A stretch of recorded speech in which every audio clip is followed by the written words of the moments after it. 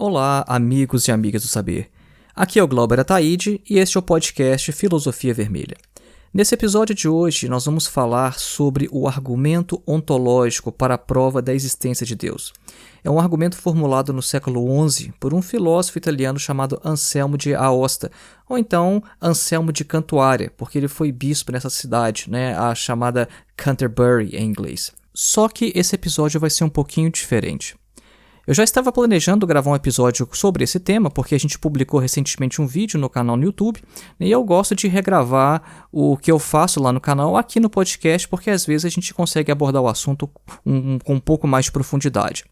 Só que aí eu me lembrei que em 2015 eu havia iniciado um podcast e só saiu um episódio nesse podcast. E o episódio foi justamente sobre o argumento ontológico para a prova da existência de Deus. Então eu resolvi recuperar essa discussão. É uma discussão que eu achei que ficou boa, ouvindo a discussão 5 anos depois, eu achei que ficou legal, e eu resolvi então incorporar esse primeiro episódio desse podcast que nunca foi para frente, aqui no nosso podcast atual. Então o episódio vai ser isso, você vai perceber então que depois da vinheta já vai entrar a gravação, e eu achei que ficou uma discussão muito boa e que eu provavelmente não conseguiria hoje falar sobre o assunto da forma como eu falei há 5 anos atrás, talvez porque naquele período eu estava me ocupando bastante sobre esse tema. Então é isso, vamos lá, o argumento ontológico para a prova da existência de Deus. Acompanhe.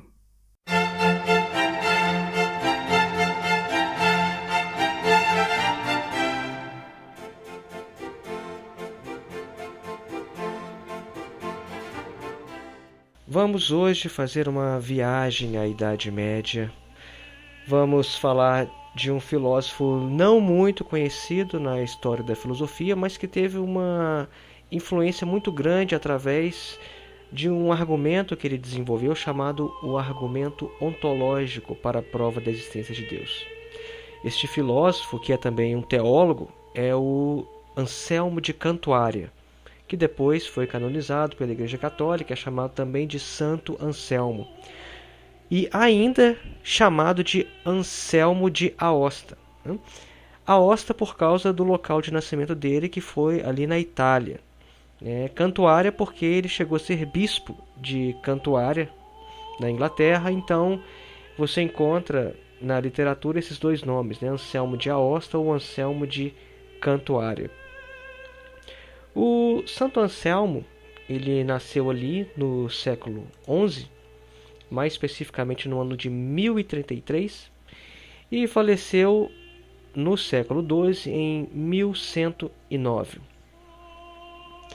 O Santo Anselmo ele desenvolveu, como a gente já afirmou, o seu chamado argumento ontológico para a prova da existência de Deus, que é um argumento que tenta provar a existência de Deus de forma a priori, ou seja, sem recorrer à experiência.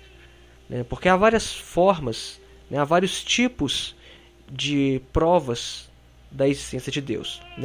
Por exemplo, há o argumento cosmológico. Esse é um tipo de prova. O argumento cosmológico ele parte do cosmos, ele parte daquilo que existe e tenta, através da cadeia de causa e efeito, chegar até Deus.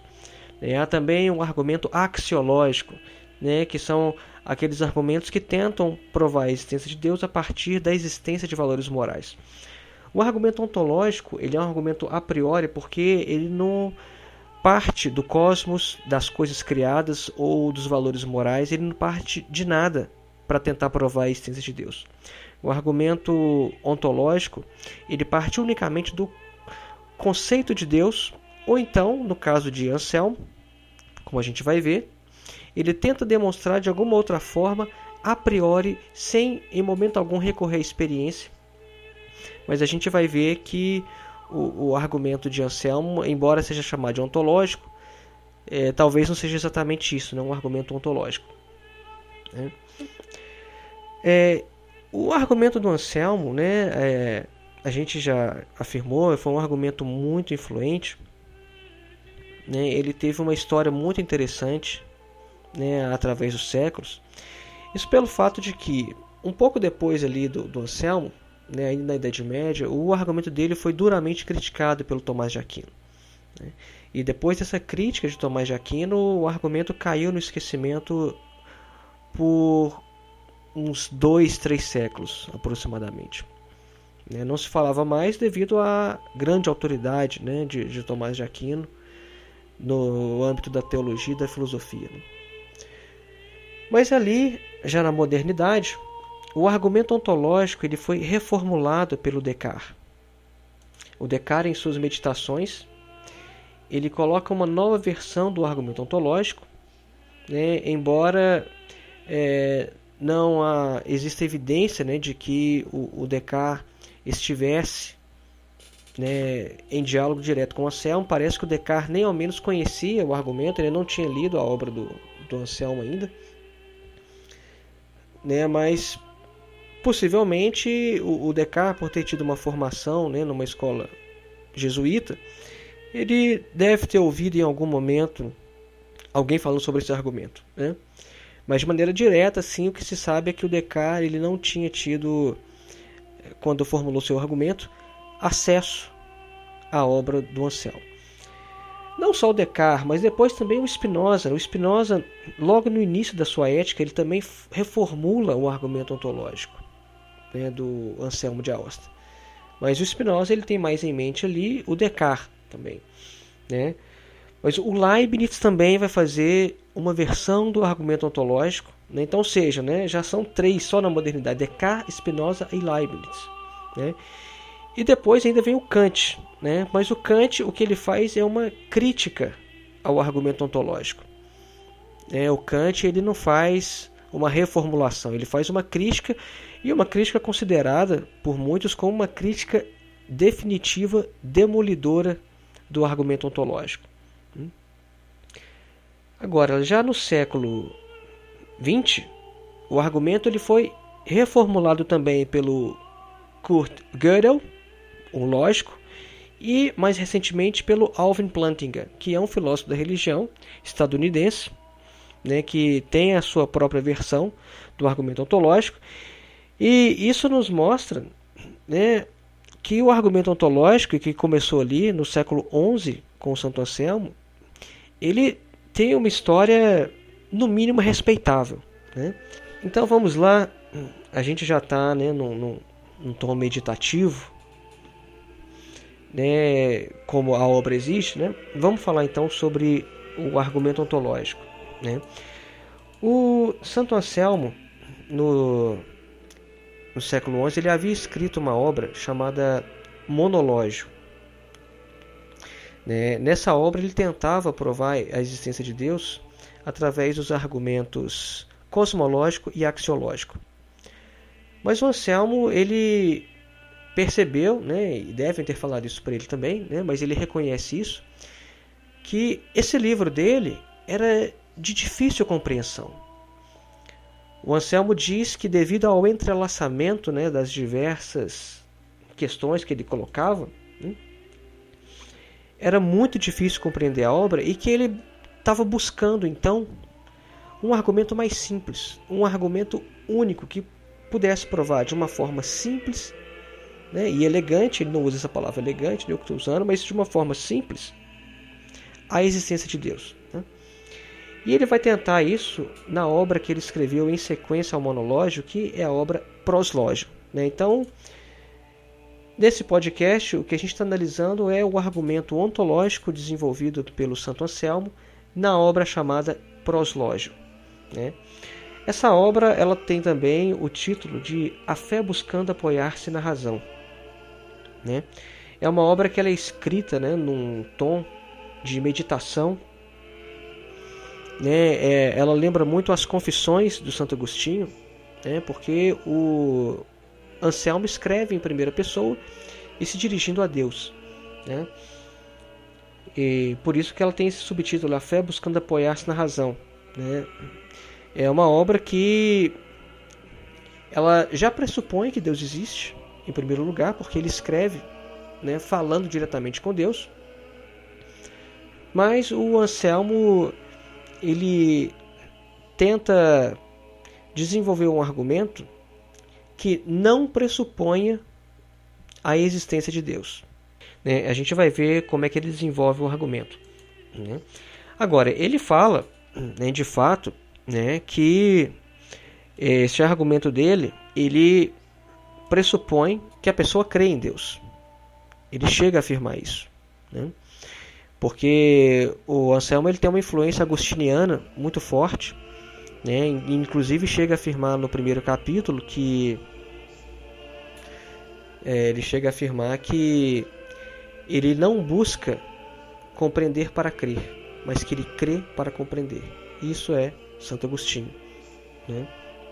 Mas a gente vai ver que, embora ele afirme isso, né, a forma como o argumento dele é estruturado não parece dizer exatamente isso, não parece requerer que se crê em Deus, não, porque a gente vai ver que esse argumento dele é dirigido a pessoas que não creem em Deus, né? Ele vai dirigir o argumento ao que ele chama de incipiente, né? O incipiente é que não tem sapiência, o que não é sábio, né? Ou na verdade é o tolo, né? É um termo que a gente encontra ali nos Salmos, né? Disse o tolo no seu coração não a Deus. Algumas traduções trazem como incipiente, né? E este é o termo que a gente encontra na obra do Anselmo, né? Então o Anselmo, como a gente já afirmou, ele começa a obra, né, num tom de meditação, né? E ele escreve como um personagem, né? Até um comentador que eu li quando eu tive que escrever um artigo sobre o Anselmo, né, o McMahon, né, ele afirma que o Anselmo ele escreve como se fosse um personagem. Ele não escreve como um Anselmo histórico, né? Ele diz que escreveu o Anselmo, que escreveu a obra, né, abre aspas, como uma pessoa, no latim é sub persona, que se esforçasse para levar a sua mente até a contemplação de Deus, né? E esse comentador McMahon ele diz que o sub persona é uma imagem que a gente extrai do teatro, né? É uma imagem que significa sob a máscara, né? Então esse é o pano de fundo, né, da obra do Anselmo, né? O que ele está tentando fazer então é desenvolver um argumento simples para provar a existência de Deus, porque no livro anterior ele não tinha conseguido fazer isso, né? Ele escreve num tom meditativo, em primeira pessoa, se dirigindo a Deus de uma forma bem agostiniana, e aí ele vai tentar provar a existência de Deus. Então vamos lá, entrando no argumento diretamente, né? Depois dessa breve introdução. O Anselmo ele inicia o seu argumento com a definição de um ser do qual não é possível pensar nada maior, né? Isso é muito importante, veja essa definição. Um ser do qual não é possível pensar nada maior. O Anselmo diz que, mesmo que um incipiente, né, que é o incrédulo ou o tolo, ele negue a existência de Deus, esse incipiente, esse incrédulo, ele é capaz de compreender essas palavras: o ser do qual não é possível pensar nada maior, né? Ou seja, mesmo que o incipiente não admita a existência de Deus, né, essa ideia se encontra pelo menos na inteligência do incipiente, porque ele consegue compreender essas palavras, né? Mas o Anselmo ele fala o seguinte, né? Você ter a ideia de um objeto na sua inteligência é bem diferente de você compreender que ele realmente exista. Ele dá até o exemplo de um pintor, né? Que o pintor ele já tem na sua mente a obra que ele pretende pintar antes de fazer a pintura, mas ele não compreende nada da existência real da pintura, né? Depois que o pintor executar aquilo que estava na sua cabeça, na sua inteligência, aí sim você vai ter a pintura tanto na inteligência como também na realidade, né? Isso é importante para o argumento do Anselmo, né? Esse passo ele não foi introduzido aqui de forma gratuita e a gente vai ver por quê. O Anselmo quer deixar bem claro que ele sabe que uma coisa é um objeto existir na inteligência, outra coisa é ele existir na realidade. Então no início do argumento ele já está mostrando que ele tem perfeita consciência disso, né? Agora, o Anselmo afirma que seria uma contradição se o ser do qual não é possível pensar nada maior existisse somente na inteligência. E por que seria uma contradição se esse ser existisse somente na inteligência e não também na realidade? Porque o Anselmo diz que, se fosse esse o caso, seria possível pensar que há um outro ser existente também na realidade e que seria maior que esse. Então, se o ser do qual não é possível pensar nada maior existisse somente na inteligência, esse mesmo ser, ele seria um ser do qual é possível pensar algo maior. E isso é absurdo. Então, o Anselmo conclui que o ser do qual não é possível pensar nada maior, ele existe sem dúvida na inteligência e na realidade. Ou seja, o argumento de forma geral, ele é este.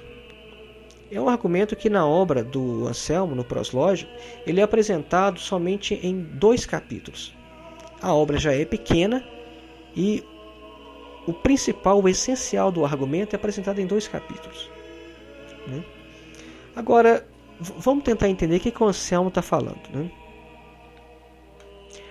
A estratégia argumentativa do Anselmo é reduzir ao absurdo a afirmação contrária do incipiente de que este ser ele existe somente na inteligência.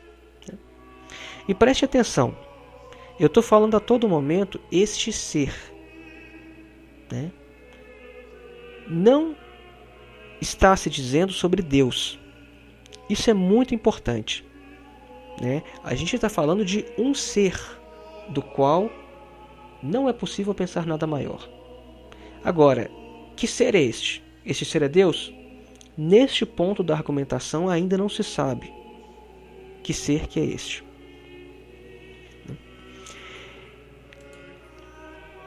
O Anselmo, ele, de acordo ali com uma tradição neoplatônica, alguns comentadores vão dizer isso, ele parece pressupor que existir na inteligência e na realidade é maior do que existir só na inteligência. Então é por isso que ele afirma o seguinte: se a gente pensa num ser do qual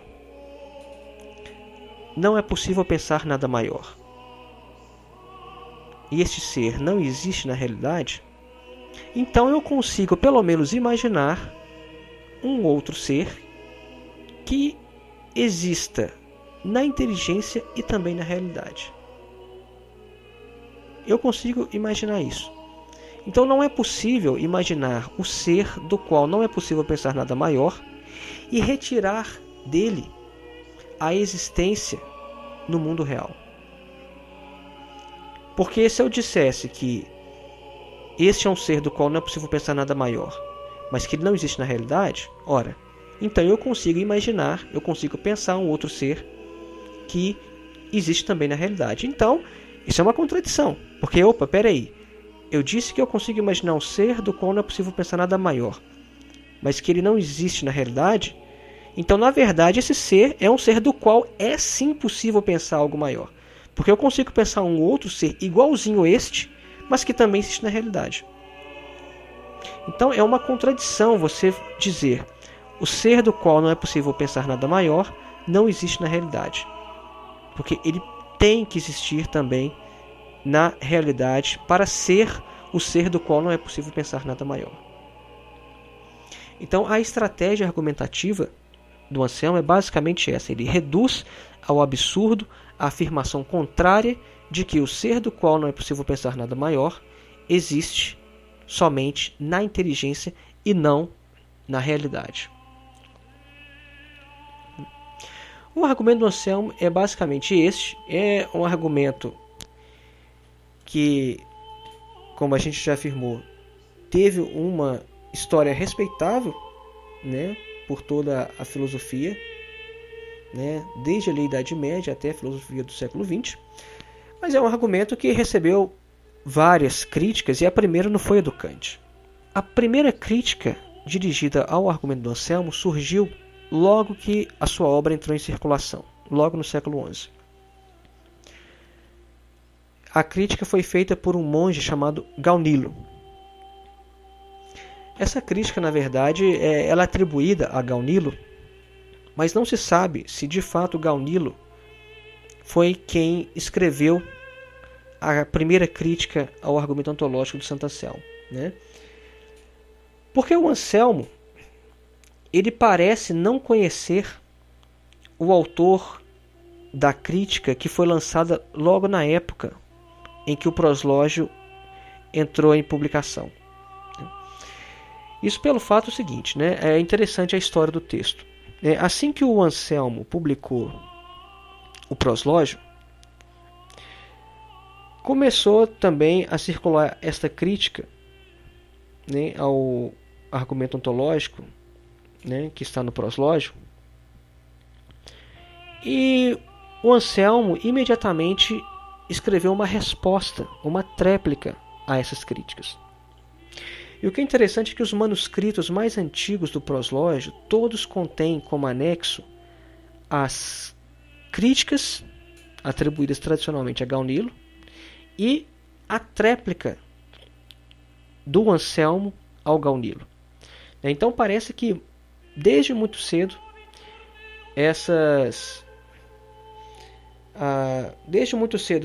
três obras elas circularam em unidade, né? E um biógrafo contemporâneo do Anselmo, chamado Eadmer, ele afirma que o Anselmo sempre exigia que qualquer um que quisesse fazer uma cópia do proslógio deveria também fazer uma cópia das críticas do Gaunilo. Agora, por que o Anselmo parece não conhecer o autor, né? Porque tem essa dúvida em relação a quem foi o autor dessa primeira crítica, né? Essa crítica que tem o título de Em Favor do Incipiente, né? Em latim Pro Incipiente. Isso pelo fato de que o Anselmo, ele na sua tréplica, ele coloca assim, abre aspas, quem quer que tu sejas, que colocas na boca do incipiente essas argumentações, né? Fecha aspas.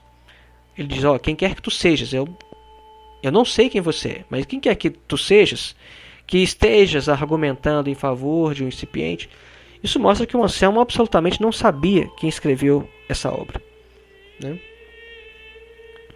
E essa obra, o Pro Incipiente, né, ela também é escrita na forma, né, de um personagem literário, né? Assim como o Anselmo ele escreveu a obra como uma subpersona, sob a máscara, né, naquele tom meditativo de aquela ascensão cristã platônica a Deus, né, como um personagem, né, que está tentando acessar, né, a Deus.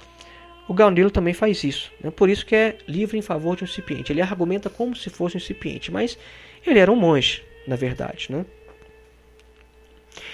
E então, no Pro Incipiente, né, o Gaunilo, vamos chamar o autor de Gaunilo, né, porque a tradição atribui assim, a gente não tem outro nome, né, para dar ao autor, né?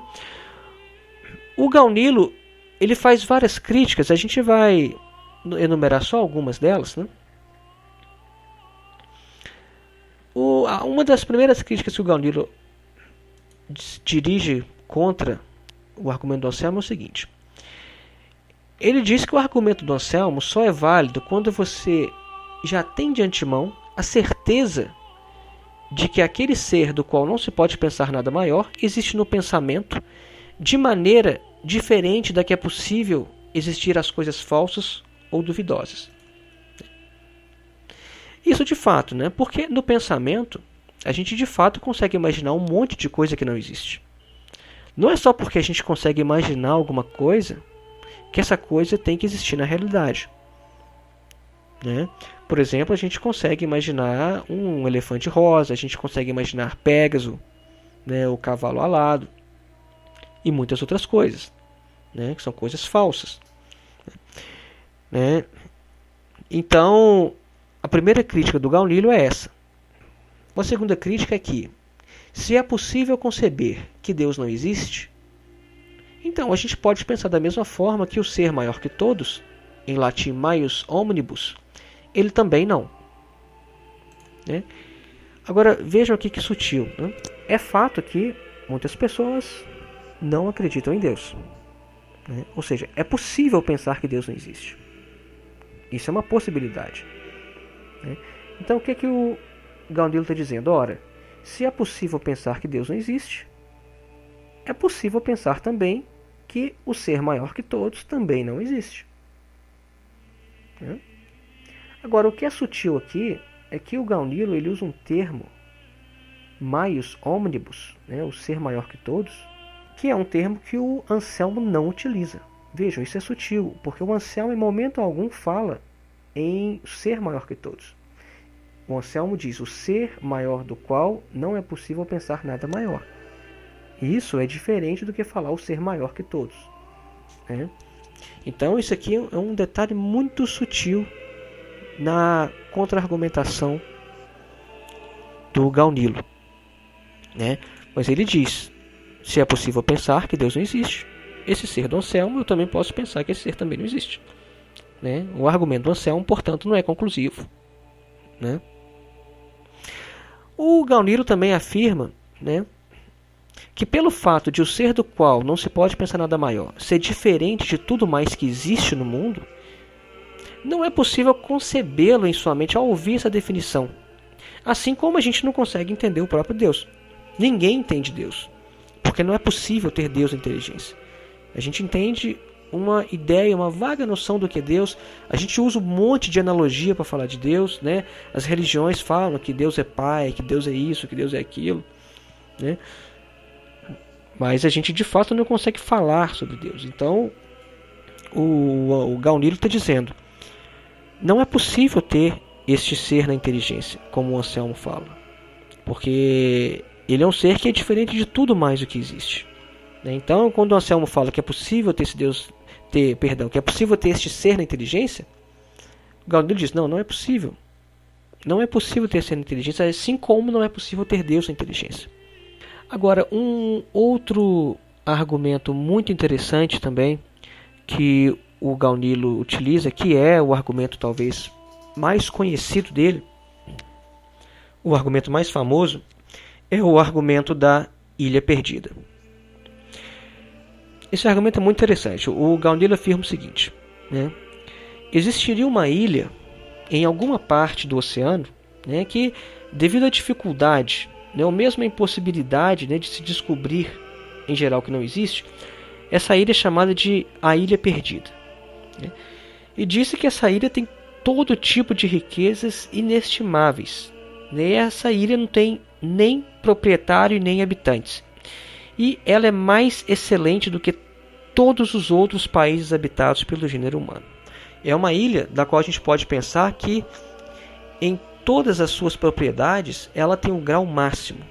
Ela excede em absolutamente tudo todas as outras ilhas, todos os outros países. É a ilha excelente, é uma ilha perfeita, né? Essa ilha perdida. Aí o Gaunilo diz, se alguém, no entanto, disser que existe tal ilha, a gente pode facilmente entender suas palavras, né? Porque não tem nenhuma dificuldade nisso, né? Alguém dá uma descrição dessa ilha, né?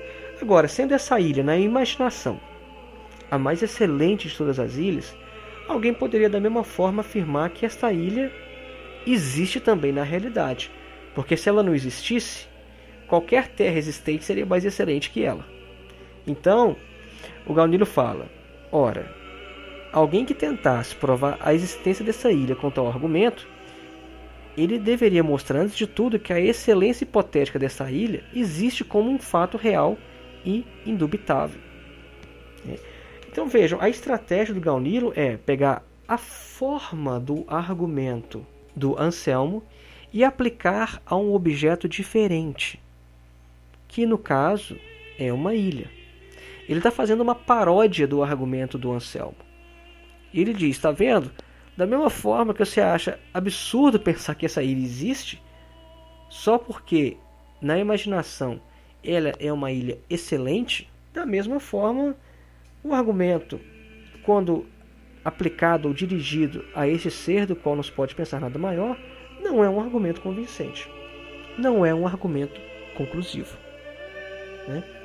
Então este exemplo Gaunilo é um dos exemplos mais famosos, né, na contra-argumentação ou na tentativa de refutação do argumento do Anselmo.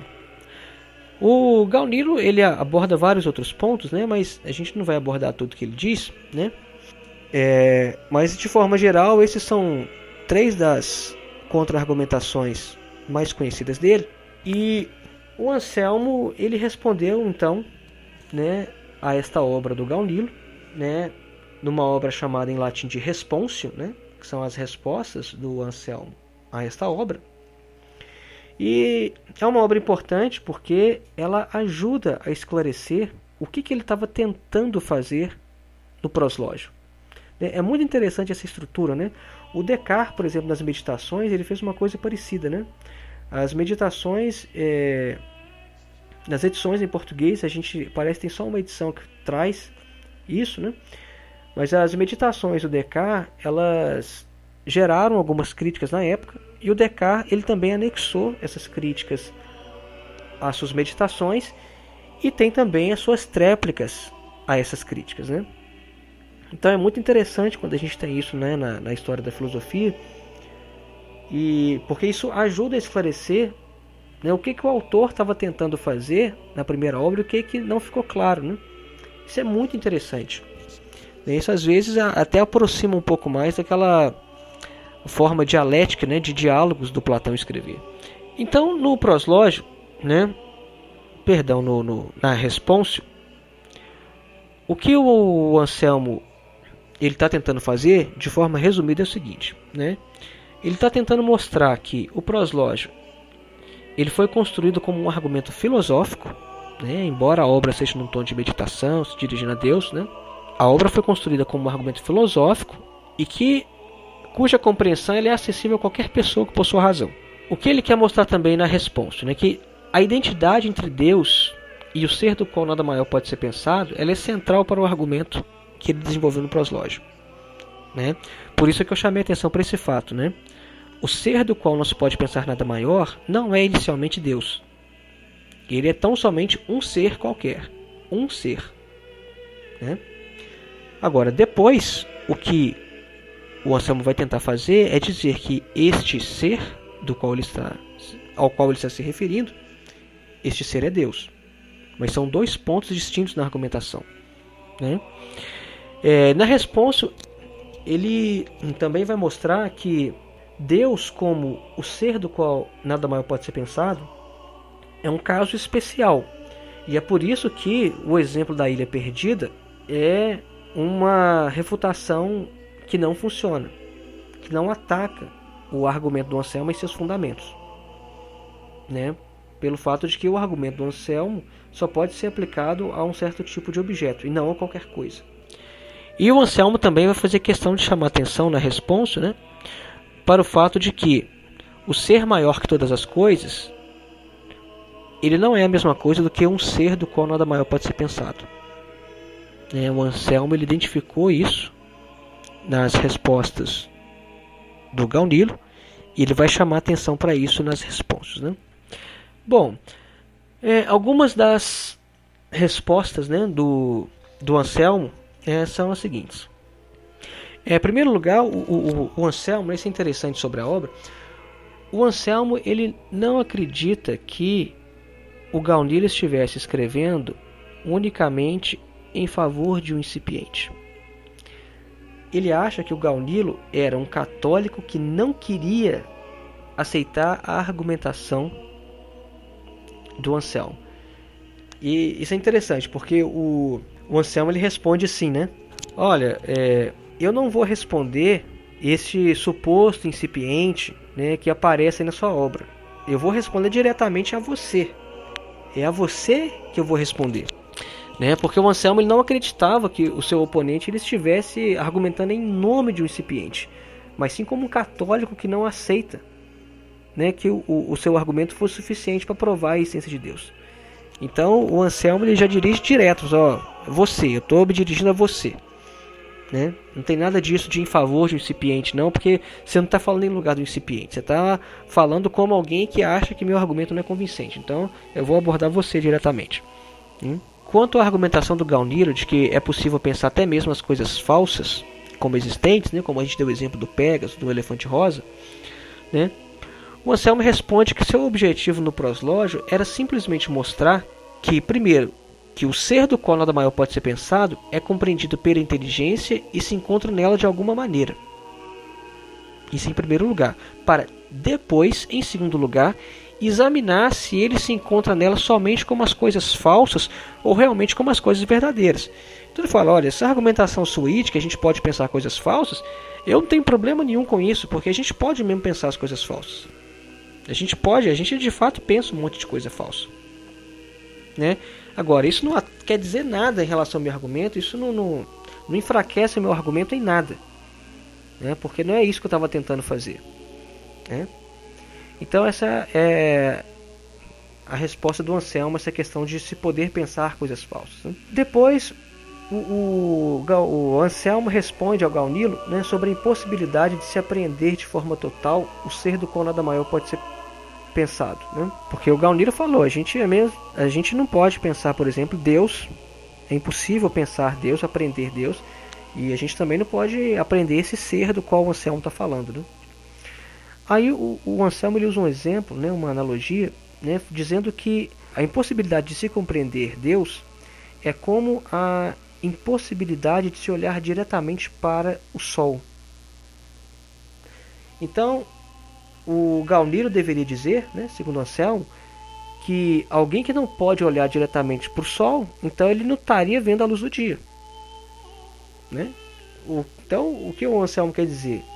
Que esse ser, portanto, ele de fato está no entendimento, mesmo não sendo possível compreendê-lo por completo. Não é só porque eu não vejo o Sol diretamente que eu não vejo os raios solares.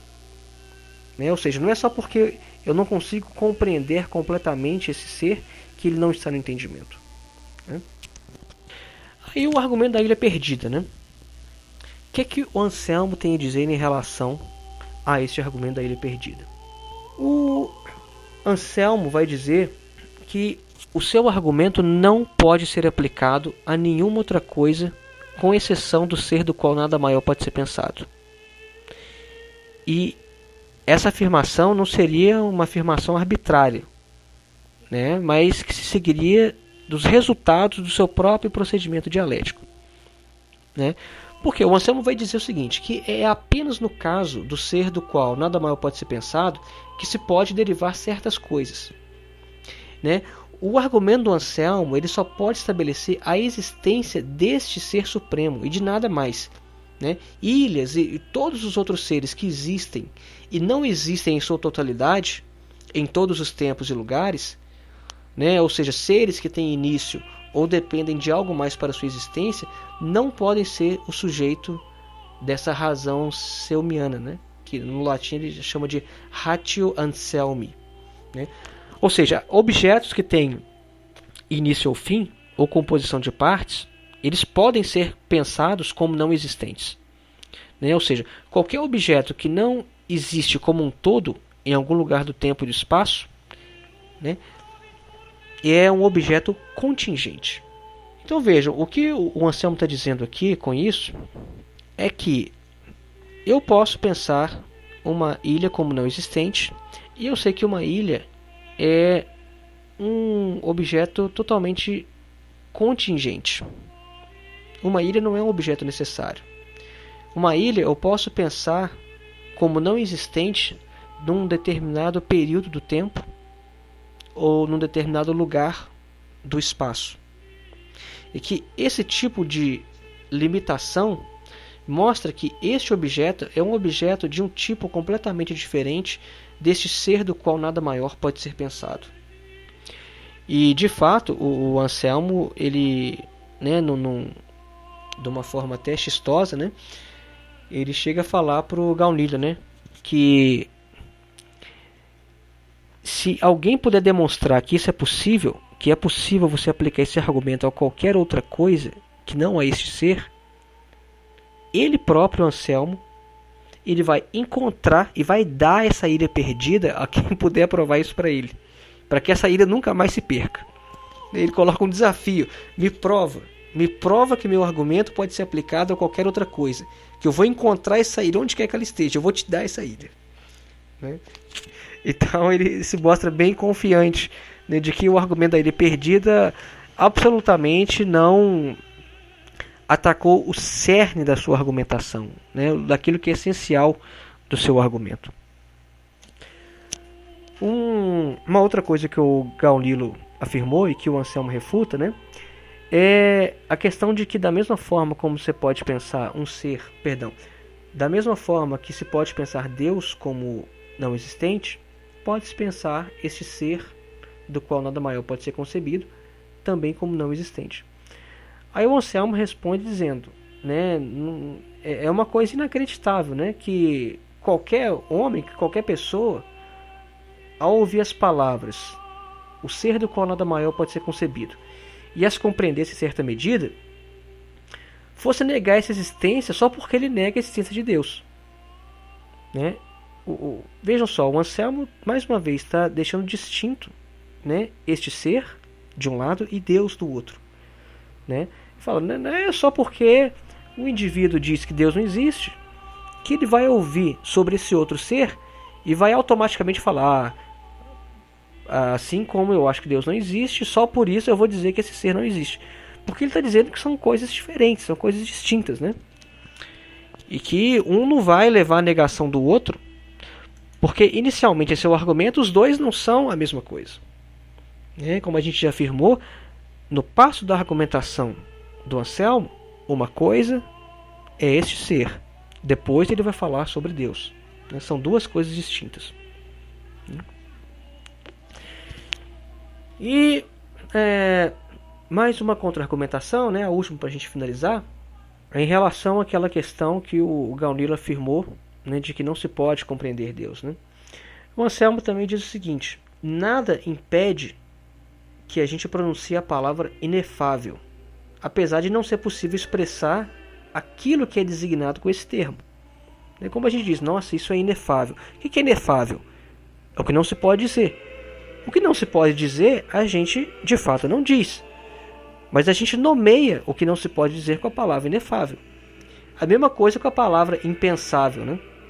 Como a gente, nossa, aí quando a gente fala assim, nossa, isso é impensável. Agora, uma coisa que é impensável, a gente de fato não pensa. A gente de fato não pensa o que é impensável. Mas a gente nomeia. A gente consegue nomear uma coisa que a gente não pode pensar. A gente chama isso de impensável. E fala da mesma forma, então, que a gente diz inefável, que a gente fala impensável, da mesma maneira, ao ouvir a expressão o ser do qual nada maior pode ser concebido, é possível compreender sim essa expressão, mesmo que não se compreenda o ser ao qual ela se refere. Então a gente, né, fez essa passagem aí do proslógio, depois a gente passou pelo pró-incipiente, que foi aquela crítica dirigida contra o Anselmo logo quando a obra foi lançada. Depois a gente viu a responsio, que são as respostas do Anselmo a esse argumento. Né? O argumento ontológico do Anselmo, então, o que ele vai tentar fazer é, primeiramente, demonstrar que existe um ser do qual nada maior pode ser concebido, e que esse ser existe na realidade, porque seria uma contradição se ele existisse somente na inteligência. E após esse passo, ele vai tentar identificar este ser ao Deus cristão. Então, a gente falou no início, né? O proslógio é uma obra pequenininha. A obra já é pequena e ele usa só 2 capítulos para desenvolver esse argumento. O que ele faz nos outros capítulos? Né? Ele não fica rezando, ele não fica unicamente fazendo meditação. O que ele está tentando fazer nos capítulos seguintes é identificar o Deus cristão a este ser do qual nada maior pode ser concebido. Então o argumento dele tem esses 2 passos. Um ser do qual nada maior pode ser concebido e depois mostrar que o Deus cristão é este ser do qual nada maior pode ser concebido. Então, resumindo, né, o argumento ontológico do Santo Anselmo, ele tenta fazer isso. Né? É um argumento que, como a gente chegou a comentar, né, ele nunca foi bem aceito pelos teólogos. Né? Ele foi criticado pelo Tomás de Aquino, né, duramente, e entrou no esquecimento por alguns séculos, né? Agora, na filosofia, esse argumento já teve uma outra recepção, né? Mesmo talvez porque esse argumento ele apresenta um ser, né, que a gente geralmente costuma chamar de o Deus dos filósofos, né? Porque o Deus dos filósofos é um Deus diferente dos deuses dos teólogos, né? Do Deus, né, do chamado homem comum, né, do homem de fé. E o filósofo gosta desse tipo de argumentação. E talvez por isso o argumento ontológico do Santo Anselmo ele tenha tido uma outra receptividade, né, na filosofia, como a gente mostrou, né, o Descartes, o Leibniz, o Spinoza, né, no século XX também, o Kurt Gödel, o Alvin Plantinga e vários outros, né, que eu não citei aqui, também acharam um argumento, no mínimo, muito instigante, com alguns aspectos frágeis, e por isso eles tentaram uma reformulação. Eu particularmente não acho que o argumento do Anselmo é conclusivo, né? Mas para finalizar eu concordo com as palavras do Bertrand Russell, né? Um argumento com uma história tão significativa certamente deve ser tratado com respeito. É isso aí, pessoal. Então, até a próxima no Filosocast. Aí no fundo vocês ouviram Palestrina, um compositor do século XVI. Tchau.